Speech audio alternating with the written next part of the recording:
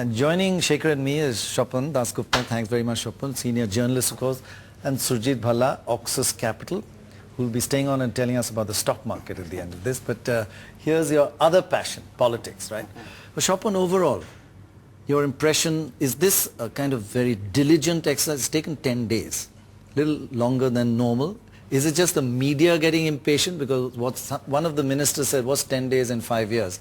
Or is this meticulous, or is it just confusion and different pulls and... Well, it's a bit of everything. It's been it's always difficult.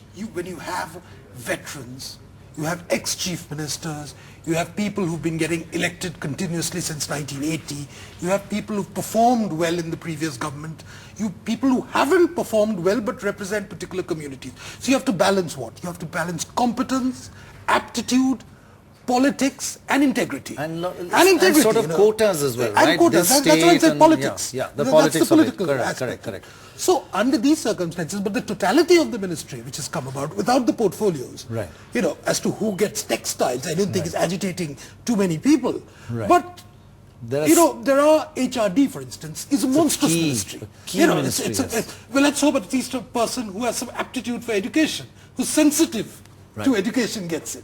Right. But overall, if you look but let's not hope he's too sensitive and wants to interfere, like we've seen many of the previous... We've seen him a bit too sensitive, you're quite right about that. But overall, if you get the thing, that look, Manmohan Singh has gone in broadly for safe politics, lots of continuity, with only a measure of cosmetic change. I think that's the overall philosophy. Now, is that going to be the philosophy of governance, or are we going to see a radical departure? Continuity and change. Just this whole process. If you and Oxus had to appoint 79 people, you'd take 10 days?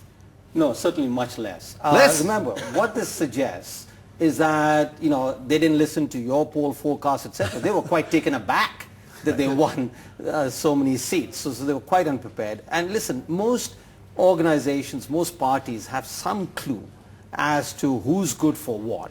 But I think, as Swapan has said, they've tried to balance, as I was saying, and I wrote exactly the same thing: political correctness, merit, caste, electability. So this is like a diversity index of JNU. That they have said, okay, I've got to satisfy this constituency, I've satisfied this, and merit takes a huge backseat.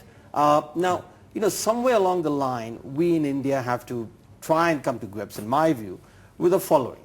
Look, we are now 61, 62 years old, and is it the case that the same rules that applied in 1947 should apply today?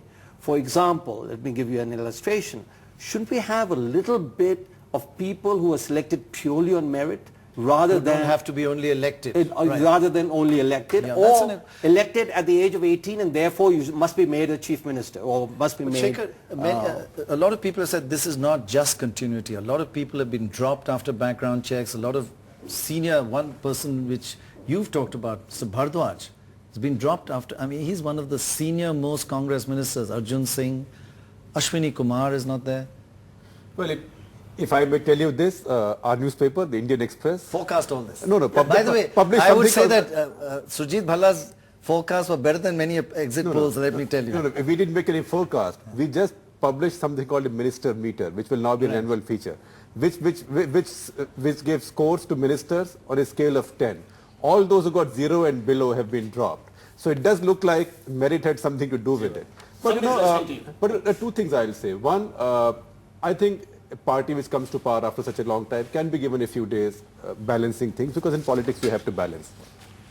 But certainly they had no business to keep all those sworn in last week waiting all this while. Those portfolios should have been given. It just looks very odd that cabinet ministers float around for a whole week without knowing which office they should go to. That is ridiculous. Those people should have been given, at least most of them should have been given. Now here we have